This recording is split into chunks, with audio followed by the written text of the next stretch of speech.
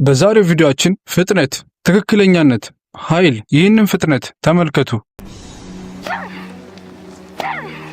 ስሟ ኢቬኒካ ሳርቫካስ ይባላል። ገና 5 ዓመቷ ሳለች አንድ ዛፍ በፍጥነት ስመታ የሚያሳይ ቪዲዮ በዓለም ላይ እሳት ለኮሰ።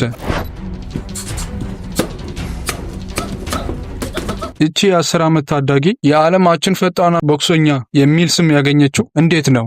ከቤተሰቦቿ ጋር ያለው አስገራሚ ስልጠና ምንድን ነው? እስከ መጨረሻው ተከታተሉን።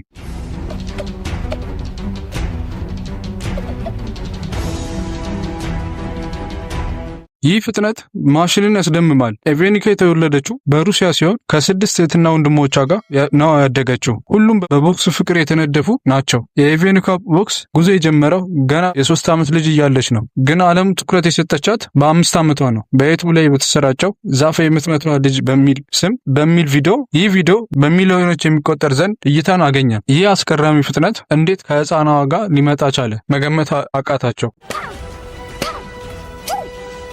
ኢቬኒካ በ15 ሰከንድ ውስጥ ከ200 ጊዜ በላይ ቦክስ ልሰነዝር እንደምትችል መረጃዎች ያሳያሉ። ይህ ፍጥነት የፕሮፌሽናል ቦክሰኞች ያስደነገጠ ነው።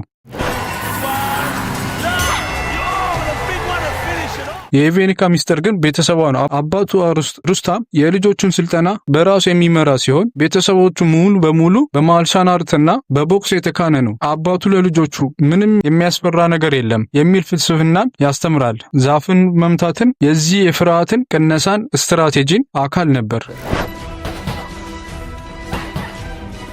አባቱ ሩስታም ልጆቹን እያስገደድኩ አይደለም በማለት ተቺዎችን ይመልሳል። ስልጠናው ሁሉ በልጆች ፍላጎትና ደስታ ላይ የተመሰረተ ነው ይላል። ኢቬኒካ ከታናሽ እህቶቿና ከወንድሞቿ ጋር በፉክክር መንፈስ ታድጋለች። ሁሉም ልጆች ተመሳሳይ ብቃትና ፍጥነት ያሳያሉ። የኢቬኒካ የረጅም ጊዜ እይታ የቦክስን ዓለምን በሙያው እኩል ደረጃ መቆጣጠር ነው። በ10 ዓመቷ ጠንካራ አካልና የማይበከር ፍጥነት አላት። ብዙ የቦክስ ባለሙያዎች የወደፊቷ ሻምፒዮን የሚል ስም ሰጥተዋታል። እንደ ታዋቂ ማክ ግሪጎር ያሉ ትልልቅ ሰዎች በኢቬኒካ ተደንቀዋል።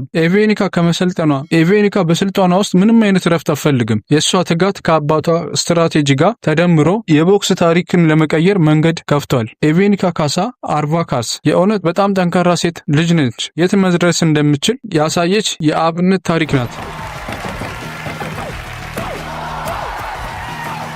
ኢቬኒካ በፍጥነትና በጥንካሬ የሴቶቹን ጉልበት በጥንካሬ አሳይታለች። የእርሷ አስተያየት ኢቬኒካ የዓለም ሻምፒዮን መሆን ትችላለች? ኮሜንት ላይ አስተያየቱን ይጻፉልን። ለተጨማሪ አስገራሚ ታሪኮች ሰብስክራይብ ማድረግ እንዳይረሳ። ቀጣይ ይህን አስገራሚ ልጅ ማየት ይፈልጋሉ? አሁኑኑ ይህንን ቻናል ሰብስክራይብ ያድርጉ። ትንሹ የዓለማችን ጁሊያኖ የጁሊያኖ ስትሮ ታሪክ እንዳያመልጠው ሰብስክራይብ ያድርጉ።